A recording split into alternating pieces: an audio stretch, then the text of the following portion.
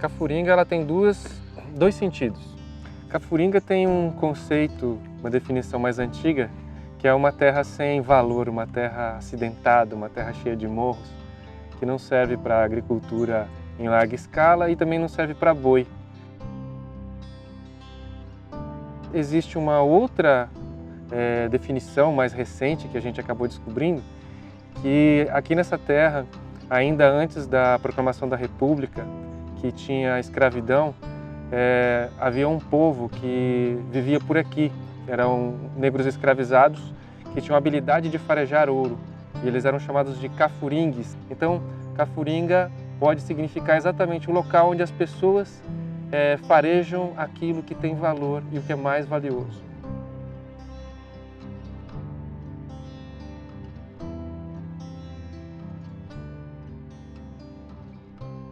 Eu nasci e criei aqui, né? E vi tudo. Aqui não tinha muito pouca gente.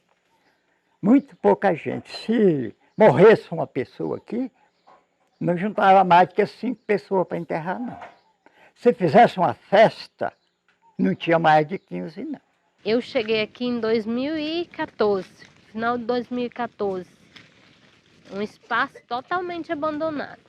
Totalmente, assim, jogado. Não tinha produção de nada. A única produção que tinha era essas árvores grandes que já estão aí, né? Esses pés de manga, de abacate, essas coisas que... Mas produção mesmo não tinha nenhuma. A terra estava parada. Meu pai chegou em Sobradinho, eu tinha 4 anos. E eu já vou completar meus 64. Nós ficou acampado, eu ainda me lembro ainda, acho que eu tinha 8 anos. Ficou acampado lá perto do Porto São Roque. Aí era na época que o Roriz era governador. Aí ele pegou e mandou a tropa de choque lá e mandou retirar todo mundo de lá. Que não era para ter sem terra dentro do Distrito Federal. Aí nisso juntou o que era presidente do assentamento no dia. Aí conseguiram afiliar com outro deputado lá e conseguiram a terra daqui, que aí o INCRA comprou. Mas aqui era só morro. Em 25 anos que nós temos essa chácara, ela foi comprada sem nada, nem água tinha, era cerrado, não tinha nada. Não foi necessário desmatar porque não tinha uma árvore. Logo a gente foi começando a produzir aos poucos, né? A gente começou a produzir, começamos a criar um pouco de galinha, criar as coisas e produzir na força do braço. Muito trabalho,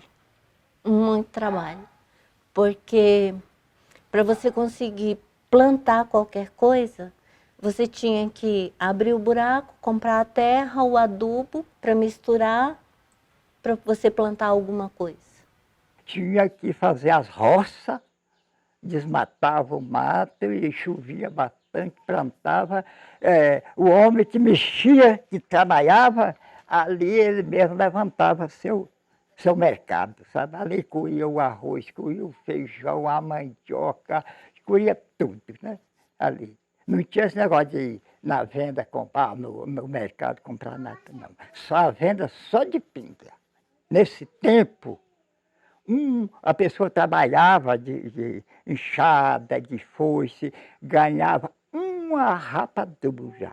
Ganhava 1 quilo de toicinho. E o povo ficava aí. Ia no fazendeiro, trabalhava o dia inteirinho, comprava 1 quilo. Hoje, dá para comprar mais de 15 quilos. Hoje. Está tudo facinho. Hoje é tudo dá, pessoal. Tudo muito barato. Hoje a vida está muito boa. Mas de primeira aqui era um sofrimento. Eu falei assim, não, agora a gente vai ter que produzir para sobreviver. Essa terra vai ter que dar com recursos para a gente sobreviver. Aí a gente começou a produzir hortaliça, frutas, e começamos a trocar galinha por muda de banana e tá dando certo.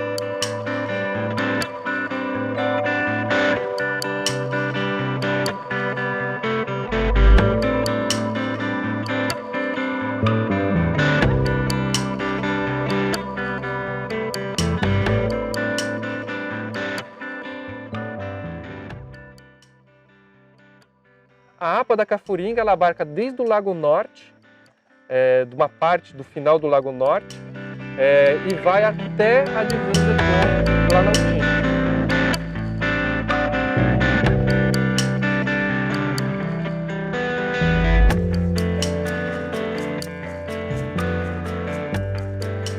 A APA da Cafuringa é a área de proteção ambiental da Cafuringa. Na verdade, a gente adotou esse nome porque quando a gente veio para cá, né, quando a gente pegou a terra há uma década, a APA era o que a gente tinha de referência. Agora ela está inserida dentro de um território maior, de uma legislação atualizada, que é a APA do Planalto Central, né? Mas ela vem desde o Parque Nacional, né, a APA da Cafuringa, até ali pega essa região da Fercal, que é uma região que existe por conta das fábricas de cimento. A maioria dos brasilienses nem sabe disso, a gente não pensa nisso, né? Mas para existir Brasília precisava de muito cimento, e para ter cimento tinha que ter calcário, enfim, tinham que ter as fábricas. Então a região chama Fercal por conta da fábrica de cimento, né? E interessante que as fábricas de cimento estão dentro desse território, né? Então a gente vive essa contradição aqui, né?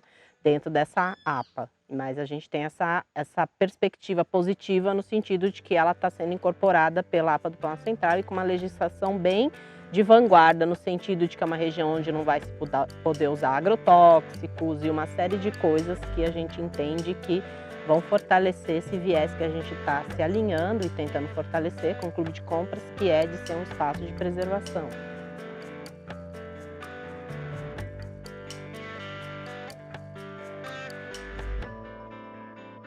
Nós temos o pessoal das ecovilas.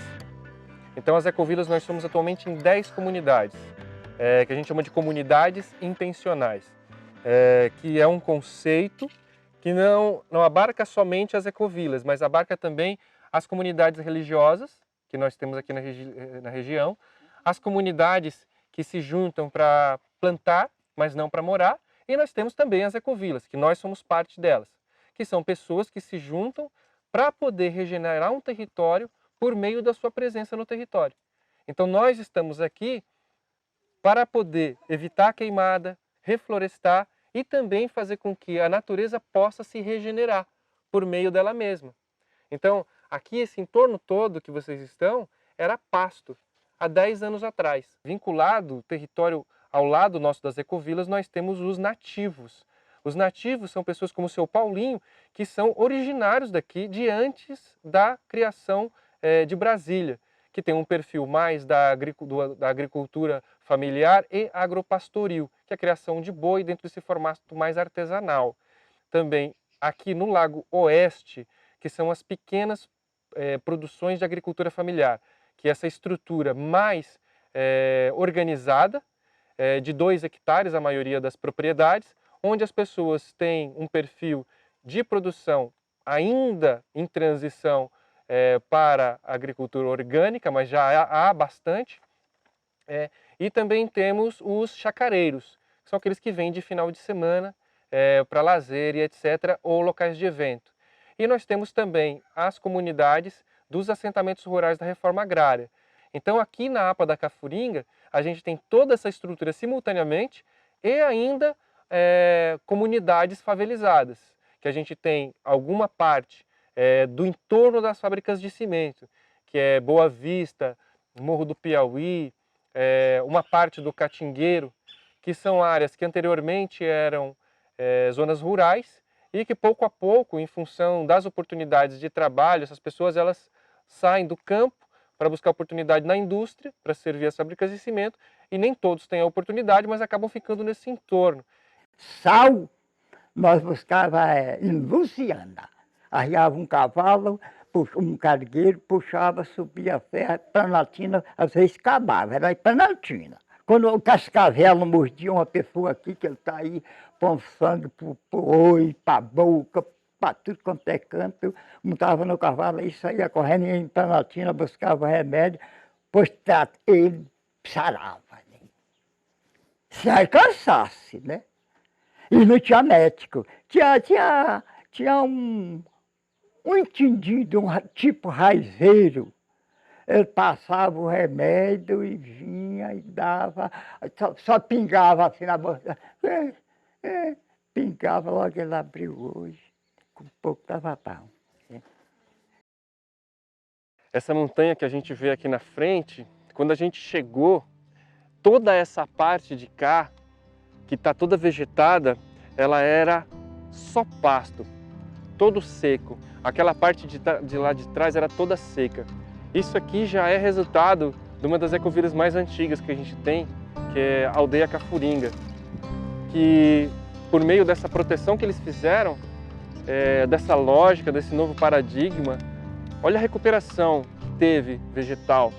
E fica um convite para vocês, se vocês abrirem o Google Earth, vocês podem voltar aos anos e aí dá para ver como é que isso aqui era em 2001.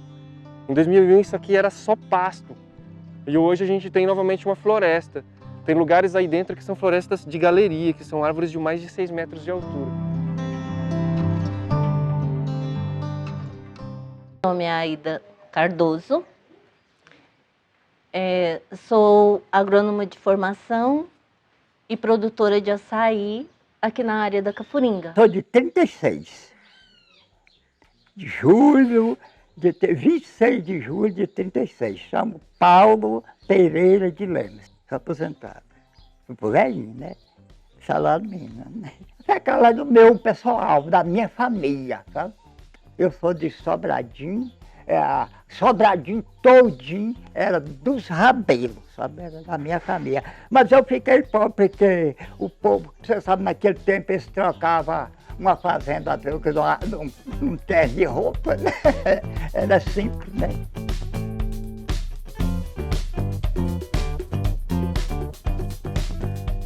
Meu nome é Nelly Cris,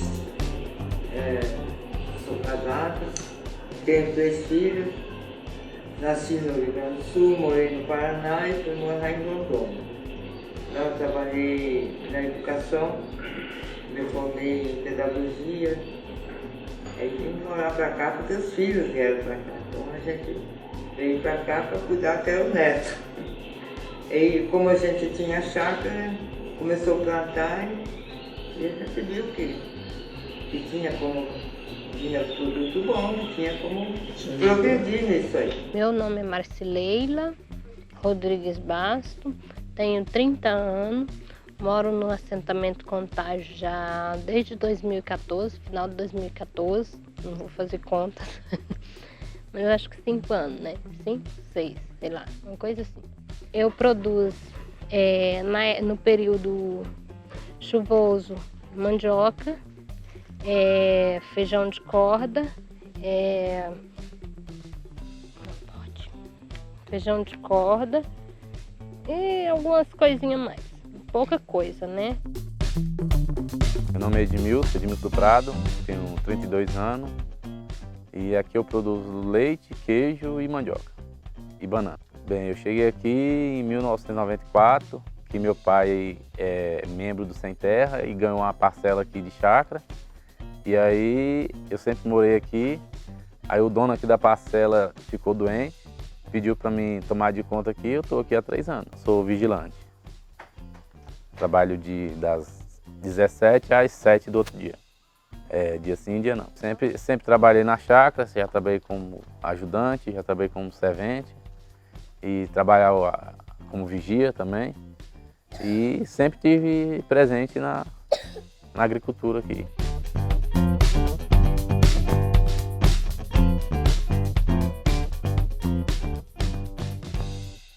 É muito pouca coisa. Eu produzia muito arroz, feijão, milho e mandioca. Hoje, para pouquinho só tem um gadinho aí na pastelaria, porco, e só tem um quintal, né? Que eu planto milho para comer.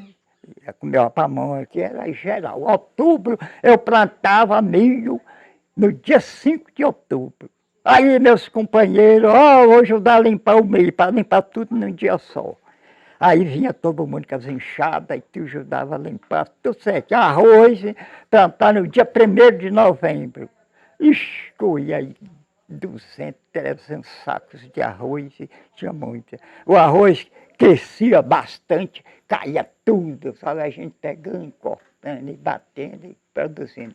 Muita cana. Hoje até a cana está pouca. A cana já aguenta menos água, precisa de menos água. A mandioca, menos água, ela dá. A mandioca dá. Mas o arroz não dá. Não dá, sem a água não. E o feijão tem a temporada. Se chover muito, ele também mela. Mas não chove, dá aquela temporada, aí aquela pragazinha, uma borboleta apareceu. Como... Então eu estou sozinho. Eu que tiro leite, a mulher que produz os queijos. 6 horas da manhã, estou dentro do curral tirando leite. Aí depois eu vou para o chiqueiro, limpar, porque é cimentado, cheio de porco, rapar, lavar, a mulher vai fazer o queijo. Nós chegamos aqui 11 horas, para ela começar a fazer o almoço, né?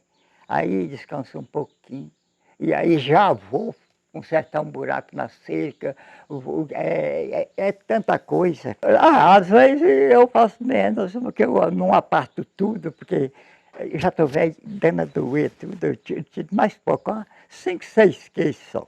A minha intenção era só essa, plantar açaí para os meus filhos provarem o açaí de verdade. Eu sou agrônoma de formação, nunca trabalhei na área. E também, agora também não tenho tanto conhecimento, não. E assim, gosto de plantar, né?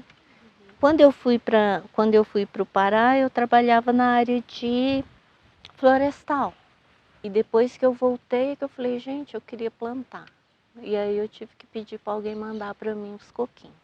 Ele divide tudo em alface, 5, 6 variedades.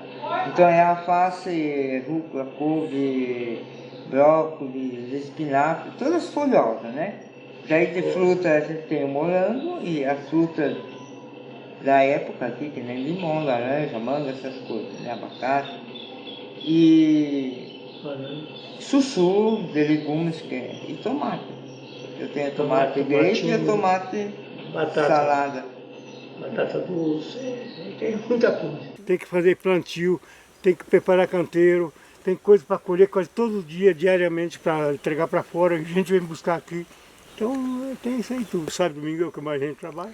Não tinha outra opção. A gente não podia pensar em outra coisa, a gente não podia pensar em mexer com casa, a gente não podia mexer com nada. A nossa questão era só produzir para sobreviver. A Que gente sustenta vende em mesmo. torno de 400 quilos por final de semana de mandioca. Descasca e ele passa no triturador para fazer massa. Porque Fazer tem a um pouco. massa, que antes eu comecei só com a mandioca, só vendendo a mandioca. Só que eu vi que aqui em Brasília O pessoal o gosta muito pessoal da gosta de tapioca. novidade do integral. Nordeste, né? Aí eu falei assim, a gente vai levar para testar nas feiras, né? A gente levou para a feira, deu super certo. Um bocado de gente Aí já o copiou. pessoal já copiou, mas não importa. Mas O que tá- importa é que a gente tá no ritmo, né? Vi que na época que a gente tirou essa área de mandioca, a gente perdeu muita pedacinho pequeno, porque o governo pega um padrão, Selecionado, né? né? Selecionado. Então eu vi que a gente perdeu muito. Eu falei, olha, agora dá pra gente fazer isso aqui, esse que a gente tá perdendo, dá pra gente Fazer a farinha. farinha. Separei um talhão de banana, fruteiras dentro das hortas, que era uma agrofloresta. Mas aí com o tempo a gente se confundiu muito com as plantações, com o que dava para consorciar, o que não dava para consorciar. E aí a gente viu que ficou muito difícil lidar com a agrofloresta, porque ela precisa de manutenção. E eu falei para ele, e aqui vai ser tudo orgânico. Orgânico? Eu falei, tudo orgânico, não quero comer veneno. Lá no Piauí a gente não planta tudo sem veneno, tudo, e as coisas dão uma maravilha, né? E aonde veio a dificuldade? Porque lá no Piauí é uma terra e aqui é outra terra. Essa adaptação, para a gente se adaptar, teve muito acompanhamento da Emater. Assim que eu cheguei, a Emater também já chegou junto, né? Eu fiz um contrato de parceria com a minha vizinha, que é a dona Lúcia, e aí ela já chegou junto para nos acompanhar, para ensinar a gente a mexer com a terra daqui, porque a saber mexer com a terra de lá a gente sabia, agora daqui estava difícil. Aí a gente começou a produzir com os adubos que tem que ser produzido aqui, que é cama de frango, que é esterco de gado, essas coisas. Aí, muito difícil, né? Mexer também com as pragas, porque lá também a gente não vê praga. Aqui você planta uma abóbora comum, já vem, junto da flor, já vem uma praga. Uma lagarta já. Já vem a lagarta, é a maior dificuldade. Aí eu falei, nós vamos aprender, vamos bater cabeça até aprender. Aí, só que a gente foi rápido para aprender. Quando, tipo assim, um cresce, dependendo do que você vai plantar, igual a mandioca cresce mais, o feijão cresce menos. Então, dependendo, quando a mandioca estiver crescendo, ela já vai abafar o mato, aí não vai nascer mato mais. Aí quando você estiver colhendo o feijão, é só cortar o feijão, pronto, já fica quase tudo limpo. Não tem quando você planta só um ou outro, aí o mato é direto. Vai aprendendo de pai, né, de vizinho, de amigo que planta e vai aprendendo e vai plantando. Com o tempo é que nós fomos aprendendo como fazer as coisas. Porque até então, nem eu nem meu marido, nós não fomos criados assim na roça, né? Então a gente não tinha conhecimento de como fazer. Porque você estudar é diferente da prática, né? Na prática é totalmente diferente. Nós produzimos o açaí por prazer. Prazer, eu acho que é a palavra certa, porque é muito trabalhoso, é cansativo, mas eu gosto muito. Eu gosto muito. Trabalho ali naquele pedaço, naquela parte que eu apresentei para vocês, eu trabalho um dia inteirinho, sozinha, e me sinto bem. Cansa, mas é bom. Eu lido com isso muito fácil, né? Fácil porque eu nasci, eu não conheci outra. Talvez se eu tivesse conhecido outra profissão, tivesse vivido em outra profissão, ou tivesse estudado para outra profissão, talvez eu acharia difícil, né? Mas não, a terra para mim, as coisas da terra, a plantação, a capina, essas coisas, faz parte de mim. Eu nasci, eu convivi, eu tirava mas meu pai, eu e meu pai somos 4 irmãos, todos iam para a área da roça, trabalhava até meio-dia, depois voltava para casa. Isso é rotina e virou, para mim isso é normal. As plantas são igual crianças. Se você se dedicar a elas, elas vão lhe dar retorno. Se você não se dedicar, não tem retorno nenhum. Então, ou você se dedica, aí eu tenho que me dedicar a parte delas, que é a parte de cedo, e meus filhos também, tudo junto. E também é bem gostoso, que meus filhos já ficam, minhas filhas já ficam junto comigo na terra, não fica assim, eu tenho que cuidar daqui e cuidar de lá. Não, eles ficam lá, eu estou trabalhando, eles estão brincando com a terra, estão brincando com, às vezes inventa de dizer que está plantando alguma coisa. Já é uma relação que eles têm. Não fica, é pesado, mas não é uma coisa que me deixa muito assim, me deixa feliz, porque eu posso estar com eles e posso trabalhar. Eu posso plantar o que eu quero. Ele vai dar, basta cuidar. Não é? Eu nunca, sinceramente, eu nunca imaginei que fosse produzir. Pelo clima, pela terra, muito fraca, né? Mas a partir do momento que você cuida, ele dá. Tem gente que fala assim, mas essa banana de vocês é orgânica, porque as bananas convencional que a gente tá vendo por aqui, o padrão dela tá perdendo pro nosso. Aí fala, não pode. Aí veio até o técnico da Emater, aí falou para ele, não, Fernando, não existe, é orgânica sim, a gente produz só com cama de frango, só com esterco de gado. Assim que eu cheguei já tive essa mente assim, eu quero tudo natural. Ele achou maior difícil, né? Porque ele falou, Leila, essa terra aqui não vai, tem que botar um adubinho, um granuladinho. Eu falei, não tem. No começo era confusão. Falei, vamos ver se orgânico dá dinheiro. Já com certificado, já vendendo um pouquinho para o Jefferson, um pouquinho. Aí vendemos, entreguemos todo esse pedaço de mandioca, entreguemos a cota toda em 2 meses. Aí pronto, ele se animou. Aí o orgânico entrou no sangue. Eu comecei, como é que eu vou dizer, ganhar mais dinheiro quando comecei a produzir orgânico. Que não era orgânico na época, quando começamos, era 50 centavos per alface, 70 centavos, o máximo R$1 conforme o pé. Nós começamos já R$2,50 né, o pé. R$2. R$2 no pé de alface, você vê a diferença. Americana 3, mas só que isso nós vendemos aqui e na feira, R$2,50 a R$3. Mas os mercados vendem, lá pode vir no Oba, pode ir no Pão de Açúcar, né? Não, só o... Só o que pega, né?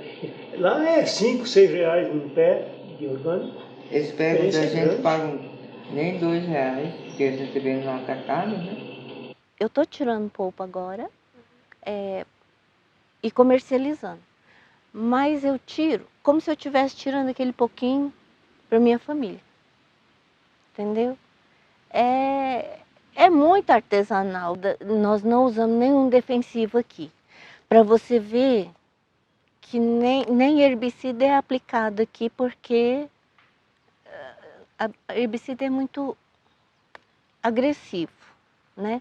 Então o mato fica grande, se dá para roçar, roça, se não dá, o mato fica grande.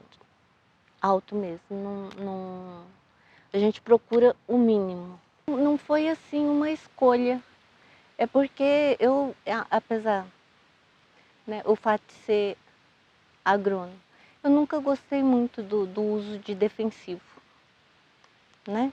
Eu nunca fui muito a favor de defensivos, tanto que quando eu vejo que tem um pouco de ataque de cochonilha, de pulgões, entendeu? A gente opta por uma água com limpol que resolve bem o problema. Você não precisa usar nada agressivo. Não só o valor financeiro. Primeiramente eu comecei com o valor... Para ele pode ser, né? Porque, como eu já falei, ele foi o valor do... Não, mas para mim não. Para mim que fui criada na roça, era o valor mesmo daquela coisa ter o sabor que é para ter, natural, normal. Para mim é um choque chegar em algum lugar e tá jogando veneno, né? Esse ano, o ano passado que eu fui ver meu pai, eu vi ele com a bomba de veneno, digo, nunca vi isso na minha vida. Primeira vez que eu vi ele com a bomba de veneno. Eu falei assim, o que o senhor está fazendo mesmo? Aí ele falou, não, era só para jogar. Eu falei, pai, pelo amor de Deus, porque meu exemplo é o senhor está me matando de vergonha. Aí eu acho que ele largou isso pra lá. Eu vou jogar o veneno e eu mesmo vou comer ele. Eu não compro. Isso é a coisa mais óbvia. Porque o veneno, ainda mais a gente que mora aqui próximo ao parque, tudo que se você usar aqui, a direção da água vai para o parque.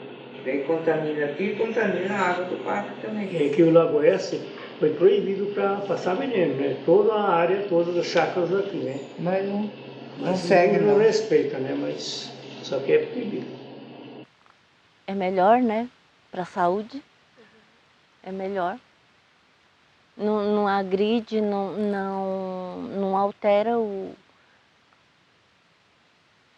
ecossistema mesmo. Eu acho que seria assim, fica um incentivo às pessoas consumirem orgânico. Já tem, assim, aos poucos a gente vai conseguindo conscientizar as pessoas, mas eu acho que tinha que ter mais uma conscientização, assim, mostrando a diferença de você comer orgânico e não orgânico. Da maneira que a gente vai conservando o meio ambiente, que a gente vai cuidando do meio ambiente, a gente está contribuindo para todo, né? Não é só para mim, é para todo mundo. Da maneira que você vai destruindo ele, você também está contribuindo para todo mundo ter uma desvalorização. Aqui mesmo na nossa área, na outra área, o cara tinha tocado fogo. Aí os pés de piqui, que é uma coisa do cerrado, natural do cerrado, né? Todo ano você tem a produção do piqui que você pode usar para o seu consumo, até para você ter uma renda. Aí esse fogo acabou com os pés de piqui. Então o piqui demora muito tempo para ser uma árvore grande. Num dia ele destruiu tudo. Isso prejudica as pessoas que estão perto, prejudica ele mesmo e ele não sabe. E eu estou fazendo a minha parte, estou aqui dentro do meu, mas eu estou fazendo a minha parte. Não permite que ninguém venha destruir a minha área.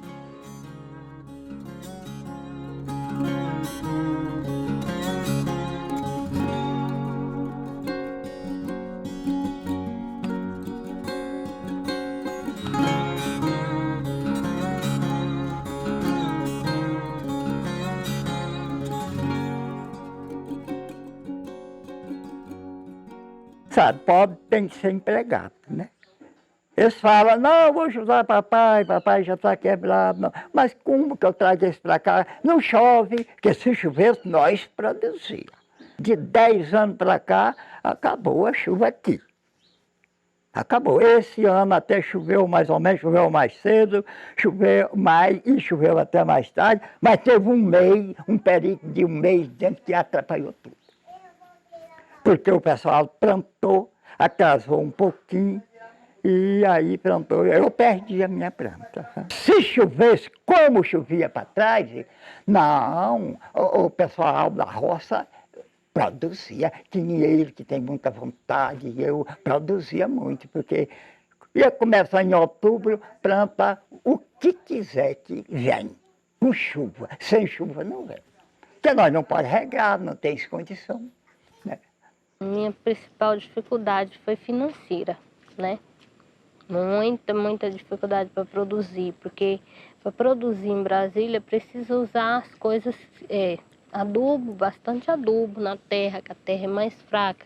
Precisa calcário, precisa iorim, precisa defensivos, que são naturais, que são os micro-organismos, tudo natural, que é também com certificado do IBD, tudo certificado. Então, esse é a nossa maior dificuldade, né?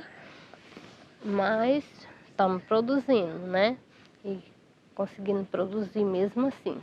No Brasil, se faz de uma forma muito estanque, que é o rural e o urbano, né? Então, não existe um projeto em que se visualize esse entorno e que se pense que esse entorno ele tem que ser munido de infraestrutura, ele tem que ser pensado, ele é interessante para todos, ou deveria ser para todos, que essa região fosse vista como uma região que faz parte do DF, né?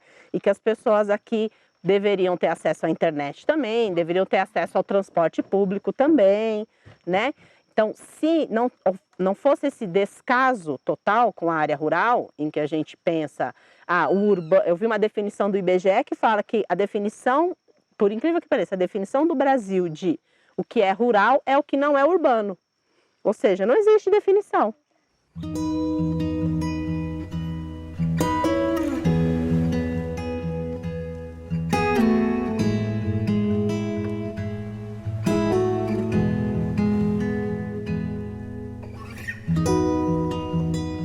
Aqui tem ônibus 3 vezes por dia.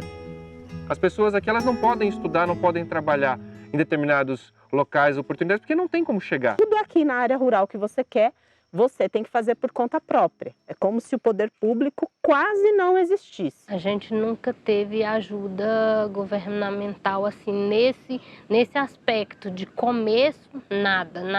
A gente começou tudo sozinho, andando com as próprias pernas. Pegando do pouquinho que a gente gerava e já colocava na terra de volta. Depois que eu recebi o certificado, aí sim a gente começou a entregar para o governo, que é onde a gente entrega uma cota de 6.500 para o governo. Mas antes de ter o certificado, de correr atrás para ter, de tirar do bolso para ter, a gente não recebia nada.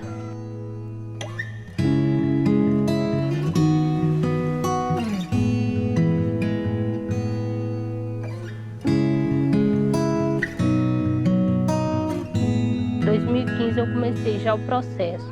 Eu comecei de imediato. Tem a minha vizinha que é orgânica, ela falava, é muito bom produzir orgânico, dá muito trabalho, mas é muito bom. Só que eu já tinha essa mente mesmo que eu ia produzir orgânico. Aí comecei, a Emater começou a vir, comecei a ir para as reuniões de certificação. Toda semana a gente participava das reuniões. Aí depois um grupo chamado OPAC Cerrado, né? Aí esse grupo todo passou por procedimento, por visita, para analisar mesmo se realmente a gente estava fazendo porque a gente queria ou se era só para botar a banca e depois deixar para lá, né?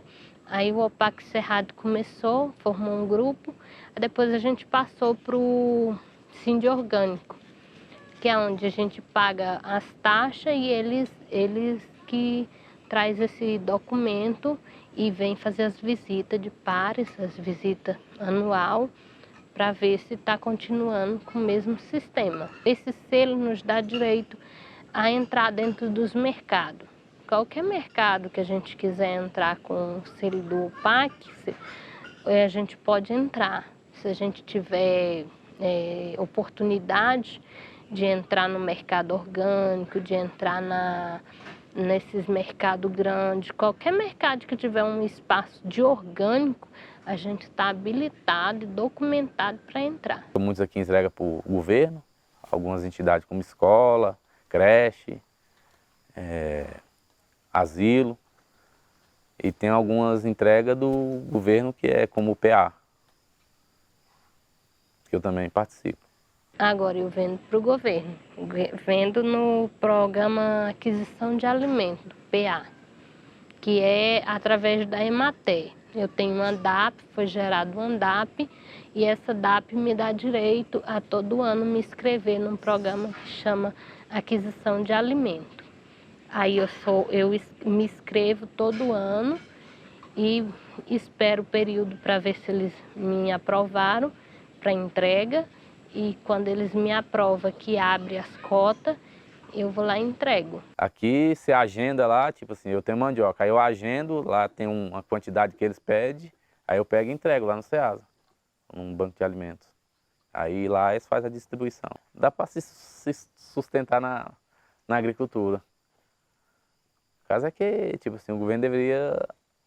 Bem, o governo já faz a parte dele que é ajudar, né? Mas deveria dar um incentivo maior para o agricultor. É muita burocracia. Eles pedem coisas que a gente não tem condição. Você só vende boca a boca para quem conhece e para quem confia na qualidade. Porque assim, não importa se eu tiro 1 quilo, 2 quilos, 3 quilos, né?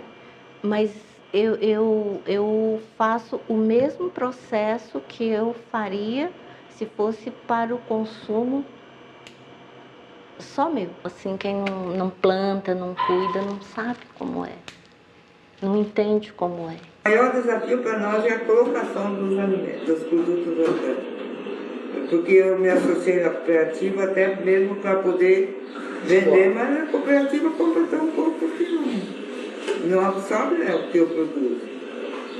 Se eu vou plantar, vou colher, vou coisa, que hora que eu ainda vou sábado e domingo na feira, né? Então é o dia que a gente vai lá. Mas se eu tivesse que sair todo dia para vender, eu não cuidava a horta. Então se você não cuida aqui, você não produz. Então tem que ter complicado. Acho que a comercialização, né? Aqui, para nós aqui, por exemplo, é um pouco meio distante às vezes e o transporte também, né? Que hoje fica meio caro para ficar levando. Quando a gente junta tudo isso e essa beleza toda que a gente tem na APA da Cafuringa, a quantidade de água que a gente tem, todas essas possibilidades, essa riqueza, quantidade de alimentos, a gente está perdendo muito. com recursos disponíveis. E no caso do seu Paulinho, por exemplo, ele tem uma aposentadoria por idade. Como ele colocou, ele ganha do governo um salário mínimo porque ele é velho, não porque ele é um produtor rural, não porque ele sabe produzir um queijo extraordinário. Um queijo que ganharia prêmio. Se as pessoas conhecessem, ganharia prêmio. O valor que ele vende o queijo e que a gente depois ainda consegue levar para os associados é 100% mais barato do que um queijo proporcional de Minas Gerais, da mesma categoria. Ou seja, é muito barato e ainda de muita qualidade. Mas ele não tem o reconhecimento do Estado em políticas públicas pelo que ele sabe fazer. Só aquela mínima aposentadoria. E olha ainda se os futuros ainda terão, no mínimo, esse reconhecimento, pelo andar da carruagem e as discussões que são feitas em relação à aposentadoria rural. Né? Vocês estão tentando mudar isso. Da pessoa rural, se ela não contribuiu, ela não tê-lo. São questões gravíssimas que a gente tem de não existência de políticas públicas no que se refere à produção de alimentos e, ao mesmo tempo, o DF, ele importa 84% do alimento que ele consome. Então, um local que precisa de alimentos de todo o país e que paga muito caro por isso, porque ali está o preço do combustível, dos impostos, tudo isso, deixa de apoiar a produção em locais onde a produção de orgânicos não só produziria alimento, mas também produziria água. E o DF é um local que já teve recentemente uma crise gravíssima de água e a APA da Cafuringa é fundamental para o Distrito Federal para que ele possa, com esse crescimento populacional que está acontecendo, ter água suficiente para si, para agora, 1 ano, 2 anos agora para frente.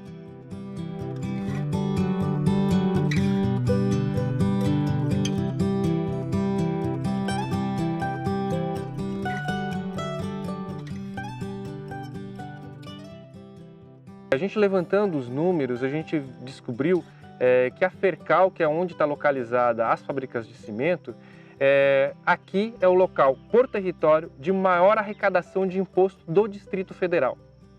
Então é aqui que sai o imposto de indústria do Distrito Federal. Ao mesmo tempo, aqui é o local com o menor índice per capita de investimento público. Tem aqui, que é o pior, a outra é o sol nascente. Então, só para vocês terem noção. Então, se hoje a gente tivesse a média de investimento, não precisa ser a mais alta, a média de investimento na Fercal, a gente já teria condições de aumentar em quase 400% o orçamento disponibilizado para cá. Esse recurso, se ele fosse aplicado hoje na própria região, seja com projetos de turismo, educação ambiental, produção agroecológica, saneamento básico, fossas de evapotranspiração, captação de água por chuva, capacitação de produtores, seria uma revolução.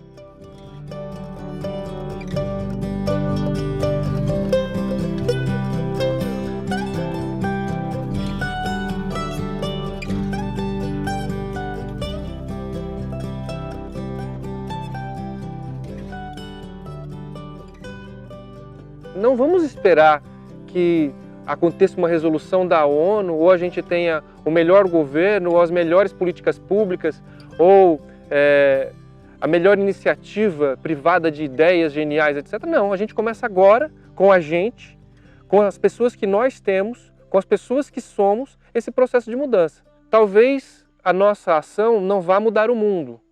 Talvez o mundo não seja nem mudado para melhor com a nossa iniciativa. Mas talvez a nossa prática possa melhorar para nós e para o nosso pequeno entorno, para o nosso núcleo familiar. A gente resolveu não esperar mais que toda a consciência, que as pessoas acreditem no aquecimento global para a gente poder fazer as mudanças. Não, a gente começa agora. Já estão acreditando até que a Terra é plana, então imagina, se a gente for esperar as pessoas se convencerem do óbvio para a gente poder fazer o mínimo necessário para a nossa qualidade de vida. Tem um histórico muito determinado de como a gente pode mudar as coisas. E é tudo muito baseado na disputa, baseado na luta, numa lógica que a gente percebeu ao longo do tempo que acaba perdendo de vista a qualidade de vida dos indivíduos, dos seus núcleos mais sensíveis, das crianças. Não que não se pense nisso, mas essa vida, nessa lógica, consome tudo. O sonho dele mesmo, eu digo que começou quando a gente começou a comer a comida daqui. Né? Então eu falo, eu sou uma menina de apartamento que comia a banana do mercado, que comia a pera do mercado. Então assim, a experiência de pegar uma mandioca, descascar, cozinhar e descobrir por que as pessoas acham a mandioca uma coisa tão incrível, eu descobri aqui. Então assim, eu falava assim, gente, essas coisas têm gosto, elas têm sabor. Eu falava, e isso tem valor. Então, como eu venho da área de marketing, da área de pesquisa, né, na área de negócios, então eu olhava e falava, gente, isso tem valor. As pessoas que estão ali na cidade precisam saber, precisam conhecer isso. Então começou meio que assim, uma ideia de querer compartilhar com quem não está aqui, que existem essas coisas maravilhosas, né, e que a gente nem sabe às vezes. Eu falava para o Jefferson, me incomoda sair daqui para fazer compra no supermercado.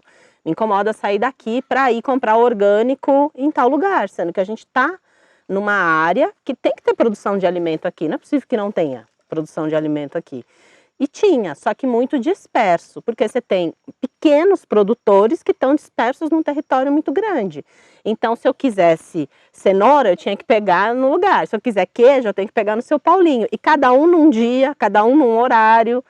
Até que um dia me deu uma voz, assim, que eu falo, né? Que eu resolvi ir na feirinha que tem na Fercal, no domingo. E aí fui com a moça que me ajudava a cuidar das crianças, o Jefferson estava fazendo alguma outra coisa, e aí chegando lá eu encontrei a Leila e o Fernando. E aí foi uma junção assim de sonhos, porque eu encontrei um casal que produzia orgânicos, que estavam passando N necessidades, que estavam quase conseguindo o selo de orgânico, mas que ninguém nem sabia que eles estavam vendendo orgânico ali. Porque tinham dito para eles que aqui na Fercal, nessa região, ninguém dava valor para isso. Então, na feirinha que tem na Fercal de domingo, mesmo quem vende orgânico, não coloca isso como um valor, como a gente está acostumado lá no plano piloto. Porque apesar de a gente estar a 40, 50 quilômetros do plano piloto, aqui é um mundo à parte. Foi aonde começou o projeto dele. A gente é o começo do projeto dele, né? Porque eu entendi, ele começou por a gente, porque a gente era produtor e vendia os nossos produtos lá na Fercal, onde a gente vendia no preço de convencional. E aí ele viu isso e falou, não, Leila, vamos ver o que a gente pode fazer. Eu falei, é difícil fazer alguma coisa, porque aí comecemos num período de experiência. Eu entregar cestas para ele, né? Aí eu comecei a entregar, levar o alimento até ele. Só que aí a gente viu que por cada processo a gente tem que fazer uns ajustes, né? Não basta falar assim, vamos juntar aqui um grupo de 20, 30 famílias, vamos montar um CSA e eles vão ser nossos fornecedores e vai dar tudo certo. Não, porque eles ligavam e falavam, a bomba quebrou, não consigo regar. Meu carro quebrou. Não consigo, não sei o quê. Eu não posso entregar produto para vocês depois de tal lugar porque a gente não tem carteira de motorista. Então, assim, é um nível de exclusão absurdo que existe nesse país ainda, assim, e que faz mal para todo mundo. Não faz só para quem é excluído, não. Faz mal para nós também. Fica todo mundo refém. A Leila e o Fernando, eles estão num lugar em que eles não tinham acesso à internet, né? O assentamento é isso. Você dá terra para as pessoas e as pessoas são bem-vindas a se virar, né? Então é muito fácil a gente falar, o pessoal é assentado e não faz nada, né? Só que é isso, a pessoa não tem mais nada, só tem a terra. E com a terra é só o começo. Então a gente precisa... você tem um sistema online lindo, maravilhoso. A gente tem condição socioeconômica de instalar uma internet aqui. A gente fez um investimento grande e conseguimos, eles não tinham. Então a gente tinha os pedidos, mas não tinha como passar os pedidos para eles. Então, a gente teve que conseguir fazer um sistema de internet lá para eles. A gente viu que ficava difícil para mim sair toda semana, levar os produtos até ele. Aí foi aonde ele surgiu a ideia dele montar uma parceria, né? Parceria para ele vir pegar os alimentos, eu recolher e ele pegar aqui. Só que aí mais na frente também a gente viu que a gente estava fazendo o mesmo processo, né? Saindo, recolhendo, deixando aqui, ele pegando aqui, estava ficando a mesma coisa, né? Tava ficando corrido do mesmo jeito. Aí agora ficou diferente. Ele recolhe os produtos aqui na minha chácara, o principal produto que ele mais recolhe é mandioca, e ele leva para vender, e a gente montou uma parceria de eu ir fazendo um precinho melhor para ele, e eles ajudar também no melhoramento da minha casa, porque estava deteriorada. Quando ele chegou, a casa estava mesmo só os pedaços. Aí ele já montou uma parceria, a gente já arrumou essa parte da frente da área, né? Então vinha aquela ideia da gente, não, nós vamos plantar, nós vamos solucionar as nossas necessidades. Só que veja bem, até eu aprender a plantar no nível, por exemplo, da Leila e do Fernando, ou do nível da vovó Nelly, ou produzir um queijo na qualidade do seu Paulinho, do Edmilson. E aí foi quando falou, peraí, mas tem coisas que eu sei fazer, tem coisas que a Fabiana sabe fazer, de pesquisa de mercado, a desenvolvimento de tecnologias, aplicação de metodologias de negócios sustentáveis, que eu poderia desenvolver um negócio também de regeneração da terra, também de recuperação de nascentes, também de proteção, porque não adianta as ecovilas que estão aqui recuperarem todo esse território e ali na frente o outro jogar veneno, ou jogar cocô no rio, no Ribeirão da Água Doce que a gente está. Então a gente precisaria encontrar uma forma de tentar juntar tudo isso. A maneira que eu encontrei, no caso, era ser um negócio vinculado à internet, que pudesse fazer com que pessoas interessadas em acessar produtos orgânicos e de qualidade pudessem, através da internet, porque eles não teriam como fazer esse trabalho que a gente fazia, de ir de lugar em lugar, vocês viram que é longe, e pela internet as pessoas pedem, se associam de uma maneira parecida com o CSA, Comunidade que Sustenta a Agricultura, só que num formato de clube. Por que clube? Porque nós somos nós, a gente fecha uma comunidade de pessoas que se associam para que essas pessoas possam acessar os produtos dos produtores da região da APA da Cafuringa. E as pessoas da Cafuringa, a gente faz a coleta dos materiais, a gente faz a seleção desses materiais, a gente coloca isso no banco de dados no site e as pessoas podem escolher o que elas querem. Então as pessoas pela internet, elas escolhem, montam a sua cesta e a gente, durante a semana, em 2 vezes por semana, na terça e na quinta, a gente entrega ou na casa das pessoas ou nos pontos fixos de entrega. Contribui porque o Jefferson vende grande parte da minha produção, do que eu consigo produzir. Eu achei legal para divulgar, porque eu vendendo na lanchonete, eu vendendo para uma ou outra pessoa, não tem aquela divulgação que o Jefferson tem, sabe? Que a Cafuringa Store tem. Então, para mim, foi bom, foi muito bom. E contribuiu também para outras pessoas, que eu tenho uma vizinha que ela é orgânica, né? Eu já falei para ele, olha, ela tem isso, isso, isso. Aí ele vem, pega aqui, pega meu, pega dela, pega das pessoas e vai unindo os produtores que já não tinha essa facilidade, né?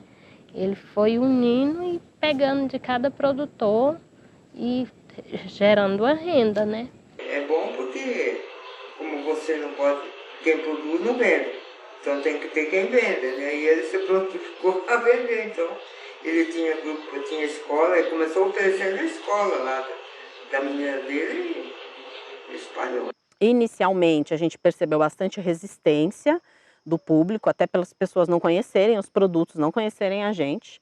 Então, a gente teve alguns apoiadores. Então, a escola onde a Yara estuda, que é o INDE, que é o Instituto Natural de Desenvolvimento Infantil, foi um dos nossos primeiros apoiadores. E o que a gente entendeu ali? A gente ia fazer divulgação dos produtos, ia fazer divulgação do projeto, da loja, e as pessoas queriam comprar, queriam experimentar os produtos. E aí a gente falou, bom, então é isso, as pessoas precisam conhecer. E aí a gente passou alguns meses investindo em fazer feira. Então a gente tinha um ponto ali no INDE, 1 vez por semana, e as pessoas começaram a comprar a mandioca, começaram a provar o queijo e foram criando uma relação de confiança com a gente.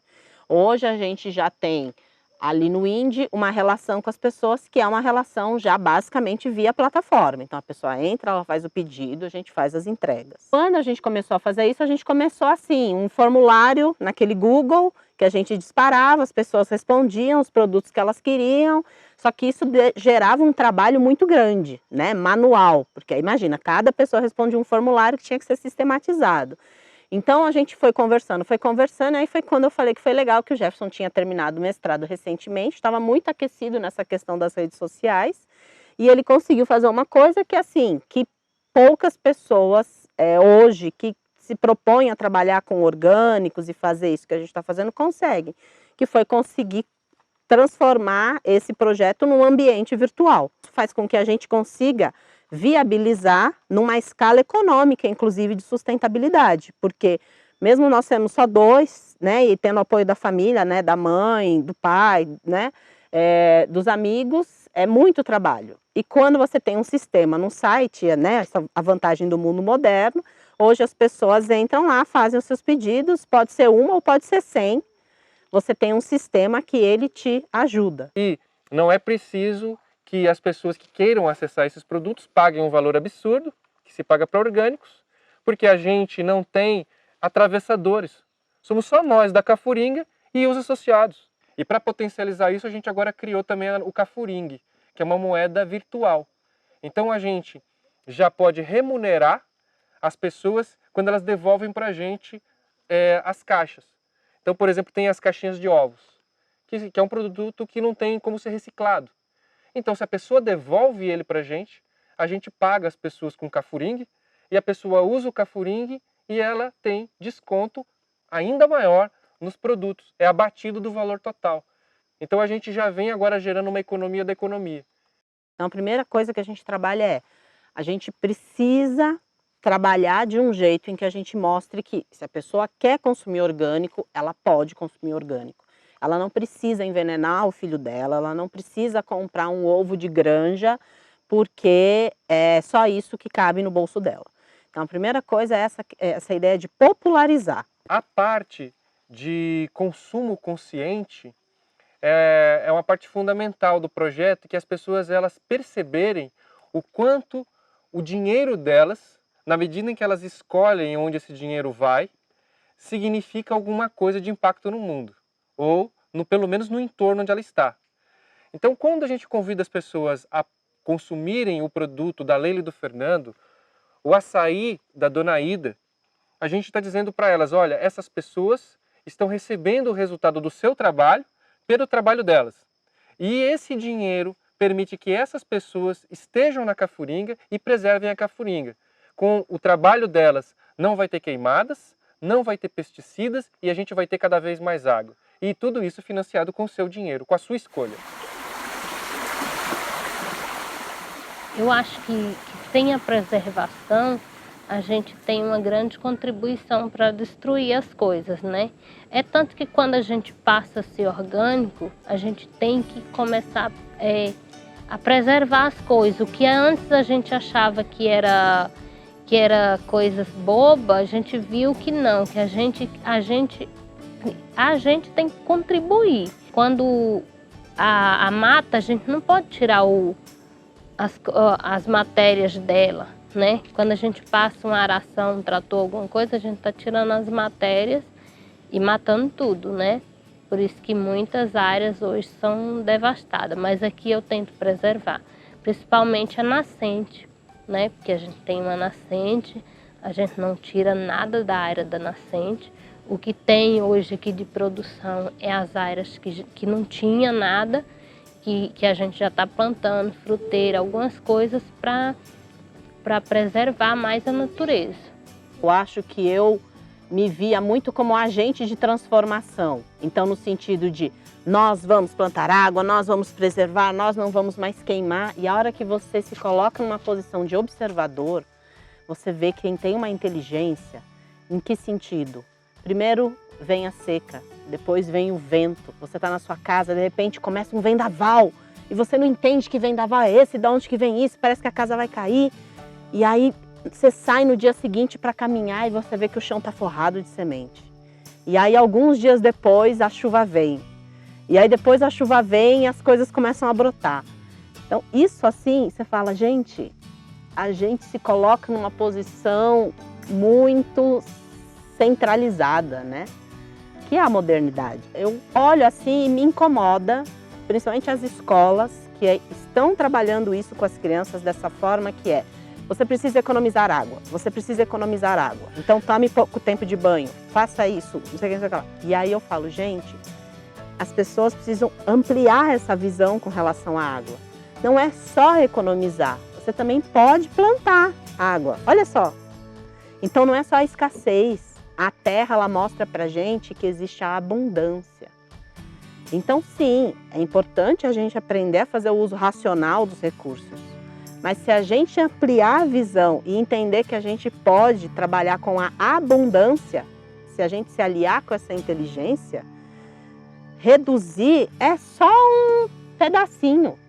O que a gente está dizendo para as crianças na escola como futuro, como grande evolução da humanidade é, sabe, é muito pouco, perto do que a gente pode fazer.